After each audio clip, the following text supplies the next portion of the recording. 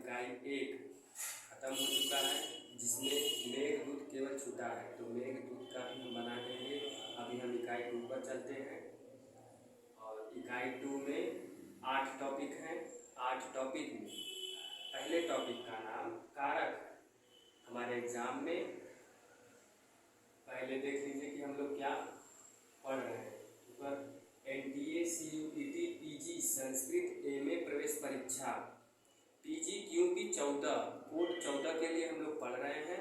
MA Sanskrit प्रवेश परीक्षा, जिसमें से आपको JNU BHU and others college में संस्कृत से MA का प्रवेश परीक्षा होगा। वो सिलेबस हम लोग डिस्कशन कर रहे हैं और हम इकाई 1 खत्म कर चुके हैं और इकाई 2 पर आए हैं।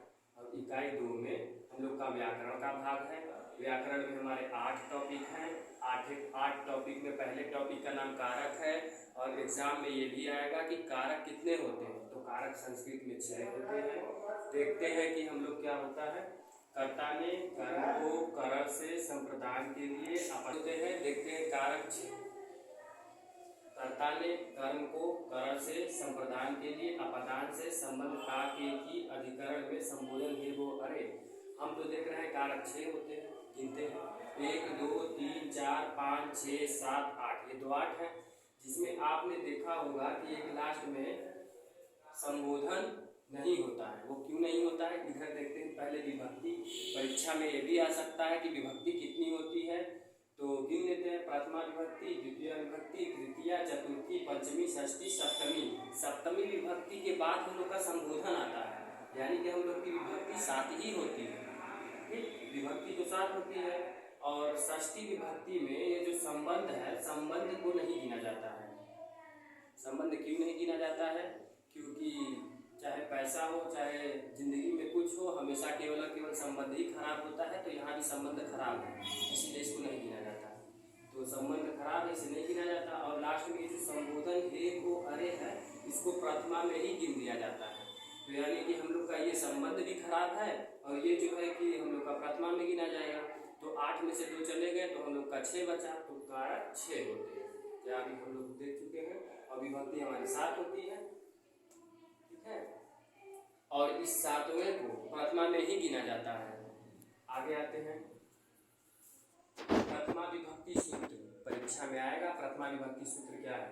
तो प्रतिपादिकार्थ लिंग परिमाण वचन मात्रे, ठीक है। आप इसको याद कर लीजिए, ये भी आएगा। प्रतिपदिकार्थ लिंग परिणाम वचन मात्रे प्रथमा।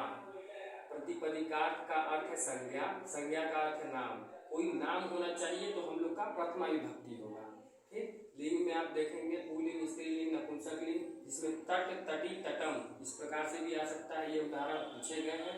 और परिमाण में, परिमाण का अर्थ तो नापना होता है। ये इसमें बहुत ही विख्यात उदाहरण है द्रोणोवृहि, ये पूछा ही गया है। और ये द्रोणोवृहि नाम सुनने को मिल सकता है, तो आप इसको याद रखिए। द्रोणोवृहि वचन में एक वचन, द्विवचन, बहुवचन। अब देखते हैं कैसे पूछेगा परीक्षा में। उदाहरण में आएगा कृष्ण। कृष्ण में पूछेगा कि कौन सा विभक्ति है या विभक्ति का सूत्र बताइए, ठीक। तो आपको पता है कि ये तो नाम है, तो नाम हम लोग का प्रथमा विभक्ति में होता है। प्रथमा विभक्ति का सूत्र क्या है? प्रतिपदिकार्थ लिंग परिमाण वचन मात्रे प्रथमा। तो आपको प्रतिपदिकार्थ यानी संज्ञा यानी कि नाम, कोई भी नाम आएगा तो हम लोग का प्रथमा विभक्ति होगा, ठीक। और नीचे आते हैं संबोधने च, जैसा कि यहाँ पे बताए हैं कि संबोधन प्रथमा में ही गिना जाता है। तो हम लोग इसी में इसको पढ़ेंगे। संबोधने च प्रथमा विभक्ति में ही गिना जाता है। तो इसका भी सूत्र इसमें देखते हैं। उदाहरण कैसा आएगा संबोधन में, देखते हैं आप। हे भो हरे, तो ये वाला तो आपको पूरा क्लियर होगा कि संबोधन, परंतु ये विभक्ति में प्रथमा विभक्ति में गिना जाएगा, ठीक।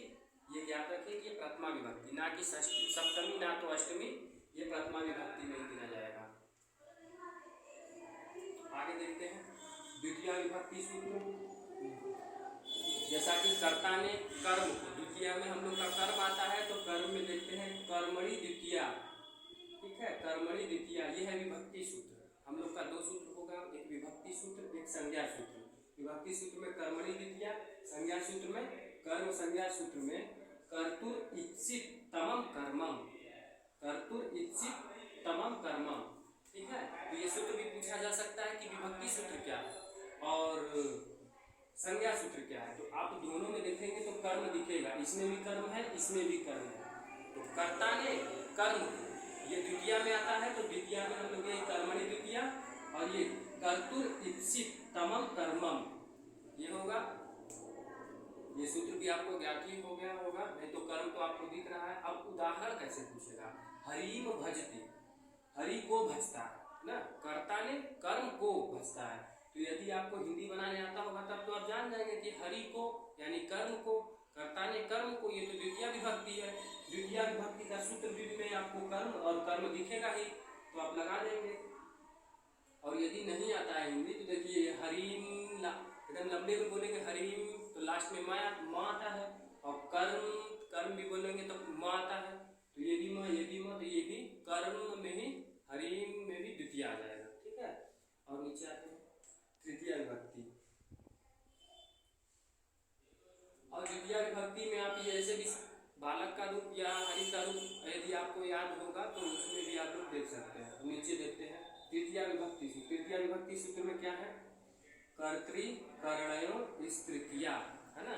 यदि हम लोग कारक को गिने तो कर्ता ने कर्म को करण से, तृतीया में करण आ रहा है, तो हम लोग का विभक्ति सूत्र में भी करण दिखेगा, कर्तृ करण यो तृतीया, ये हम लोग का विभक्ति सूत्र। जैसा कि इसमें संज्ञा सूत्र भी आएगा, विभक्ति सूत्र और संज्ञा सूत्र दो सूत्र आएंगे।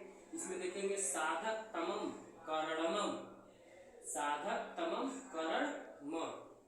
करणम, तो ये करण इसमें भी आ रहा है, कर्ता ने कर्म को करण से, करण इसमें भी आ रहा है, ये भी तृतीय सूत्र। तो आपको तो पहचानने में दिक्कत होगा नहीं। अब नीचे आते हैं उदाहरण कैसे आता है, रामेन बाणेन हतो बाली, राम ने बाण से बाली को मारा, तो किससे, बाण से। कर्ता ने कर्म को करण से यानी तृतीय आ रहा है। यदि ऐसे नहीं आ रहा, हिंदी नहीं आता, तो हम लोग देखते हैं ऊपर रामेन, ठीक है। यदि आपको राम का रूप ज्ञात होगा तो पता ही होगा।